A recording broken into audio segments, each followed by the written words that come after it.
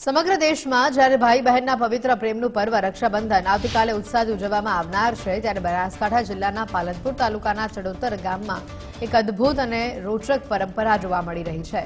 આ ગામમાં રક્ષાબંધનના દિવસે અશુભ માનવામાં આવતો હોવાથી છેલ્લા 205 વર્ષથી બહેનો તહેવારના એક દિવસ અગાઉ એટલે કે આજે પોતાના ભાઈઓની કલાઈ પર રાખડી બાંધીને આ પર્વની ઉજવણી કરે છે।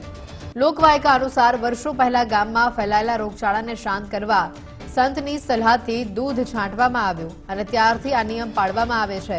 ગામની દીકરીઓ આજે ભાઈઓને રાખડી બાંધીને પોતાની આ વર્ષો જૂની અનોખી પરંપરાને જાળવી રાખી છે।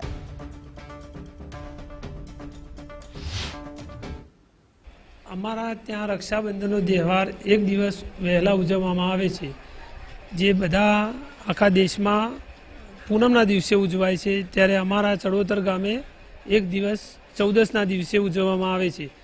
અને અમારા ગામમાં વર્ષો પહેલાં કોઈ રોગચાળો ફાટી નીકળ્યો હતો અને એ રોગચાળાને કોઈ ઋષિએ બતાવ્યું કે તમે એક દિવસ પહેલાં રક્ષાબંધન ઉજવશો તો તમારા ગામનું હિત જળવાઈ રહેશે, એટલા માટે અમે એક દિવસ પહેલાં ઉજવવામાં આવે છે।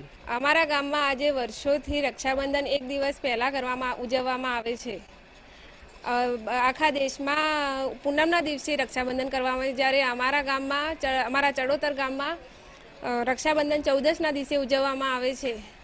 અમારા ગામમાં ભાઈના લાંબા આયુષ્ય માટે એક દિવસે અમે આગલા દિવસે રક્ષાબંધનનો તહેવાર ઉજવીને એમની ભાઈનું લાંબુ આયુષ્ય વધારવા માટે રક્ષાબંધનનો તહેવાર ઉજવીએ છીએ।